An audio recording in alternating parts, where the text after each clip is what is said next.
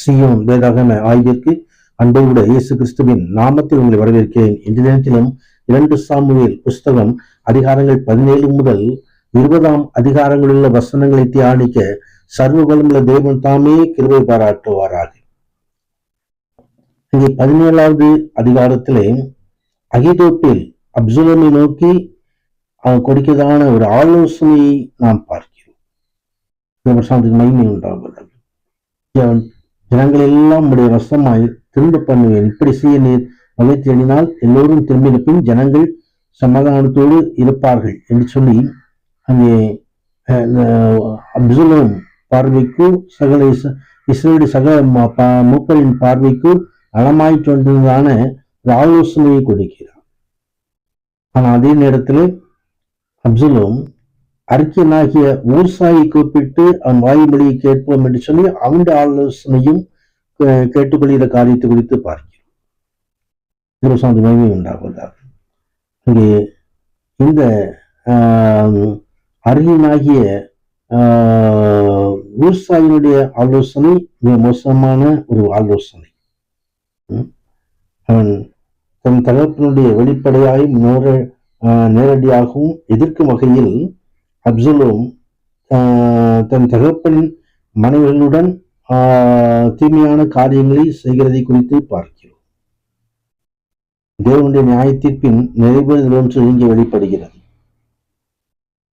உன் வீட்டிலே பொல்லாப்பை உன்மேல் எழும்ப பண்ணி உன் கண்கள் பார்த்து உன் ஸ்திரீகளை எடுத்து உனக்கு அடுத்தவனுக்கு கொடுப்பேன், அவன் இந்த சூரியனுடைய வெளிச்சத்திலே உன் ஸ்திரீகளை சயனிப்பான் என்று சொல்லி அங்கே மிக தீமையான ஒரு காரியத்தை அங்கே செயல்படுத்துகிற காரியத்தை குறித்து பார்க்கிறோம். அகித்தாப்பில் தன் யோசனையின்படி நடக்கவில்லை என்று கண்டபோது தன் கழுதையின் மேல் சேணம் வைத்து ஏறி தன் ஊரில் இருக்கிற தன் வீட்டுக்கு போய் தன் வீட்டு காரியங்களை ஒழுங்குபடுத்தி நாண்டு கொண்டு செத்தான் என்று எழுதப்பட்டிருக்கிறது. தாவீது மக்னாயிமுக்கு வந்தால் அப்சலோமும் சகல இஸ்ரவேலும் கூட யோர்தானை கடந்து போனார்கள். தொடர்ந்து 18வது அதிகாரத்திலே அப்சலோமின் பரிதாபமான மரணத்தை குறித்து நாம் பார்க்கிறோம். அப்சலோம் தாவீதின் சேவலுக்கு எதிர்பட்ட போது அப்சலோம் கோவேறு கழுதின் மேல் ஏறி வரும்போது கோவேறு கழுதை சன்னல் பின்னரான ஒரு கருவாளி மரத்தின் கீழ் வந்ததினால் அவனுடைய தலை கருவாளி மரத்தில் மாட்டிக்கொண்டு அவன் வானத்துக்கும் பூமிக்கும் நடுவே தொங்கினான். அவன் ஏறியிருந்த கோவேறு கழுதை அப்பாலே போயிற்று. அதை கண்டு யோவாபுக்கு அறிவிக்கப்பட்ட போது அப்சலோமை ஒரு கருவாளி மரத்தை தொங்க கண்டேன் என்று சொல்லி ஒரு மனிதன் யோவாபுக்கு அதை அறிவித்தான்.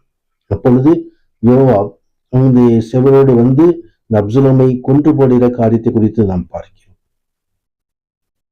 இந்த அப்சலோம் மீண்டுமாய் எடுத்து அடக்கம் பண்ணப்படுகிறார்.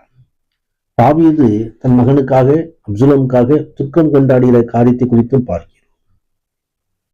அப்சலோம் செத்துப்பான் என்று சொல்லி கேள்விப்பட்ட பொழுது ராஜா மிகவும் கலங்கி கவுனி வசலின் மேல் வீட்டில் ஏறி போய் அழுதான்.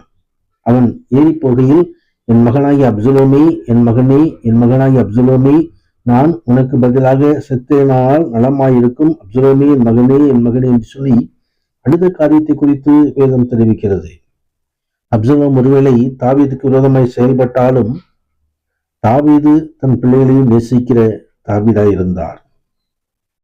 ராஜா அப்சலோமுக்காக அழுது புலம்புகிறார் மோவாப்புக்கு அறிவிக்கப்பட்ட போது இங்கே 19வது அதிகாரத்திலே அங்கே ஜனங்களில் அங்கே ஒரு துக்கமாய் தேசம் முழுவதும் மாறிவிட்டது. யுத்தத்தில் முடிந்தோடுகிறதினால் வெட்கப்பட்டு திருட்டளவாய் வருகிறது போல ஜனங்கள் அன்றைய தினம் திருட்டளவாய் பட்டணத்திற்கு வந்தார்கள். ராஜா தன் முகத்தை மூடிக்கொண்டு மகா சுத்தமாய் என் மகனாகிய அப்சலோமே அப்சலாமே என் மகனே என்று சொல்லி அழுதிக் கொண்டிருந்தார். யோவாப் வீட்டுக்குள்ளே ராஜாவிடத்தில் போய் இன்று உம்முடைய ஜீவனையும் உம்முடைய குமாரத்தின் ஜீவனையும் உம்முடைய மனைவிகளின் ஜீவனையும் உம்முடைய மறுமனையாட்டின் ஜீவனையும் தப்புவித்த உம்முடைய ஊழியக்காரர் எல்லோரின் முகத்தை வெட்கப்படுத்தினீர். இன்று உமக்கு நீர் பகைக்கிறவர்களை சிநேகித்து உம்மை சிநேகித்தவர்களை பகைக்கிறீர் என்று விளங்குகிறது என்று சொல்லி நீ தாவீதோடு சொல்கிறதான ஒரு காரியத்தை குறித்து பார்க்கிறோம். தாவீது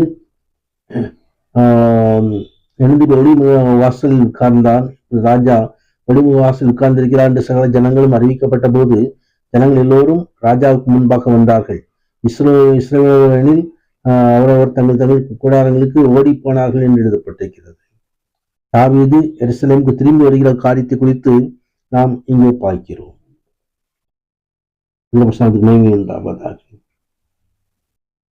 தாவீது மீண்டுமாய் எருசலேமுக்கு திரும்பி வந்து மீண்டுமாய் அவர் அந்த ராஜ அரசாங்கத்தை அவர்கள் பெற்றுக்கொண்ட காரியத்தை குறித்து பார்க்கிறோம். 20வது அதிகாரத்தில் சேபா தாவீது கலகம் செய்வதையும் அங்கே சேபாவின் கடனிலிருந்து காப்பாடப்பட்டதை குறித்து பார்க்கிறோம். என தேவன் தாமே இந்த சேனலை ஆஸ்வதிக்கும்படி கிருபை செய்வாராக. மகிமை உண்டாவதாக. ஆமேன் ஆமேன்.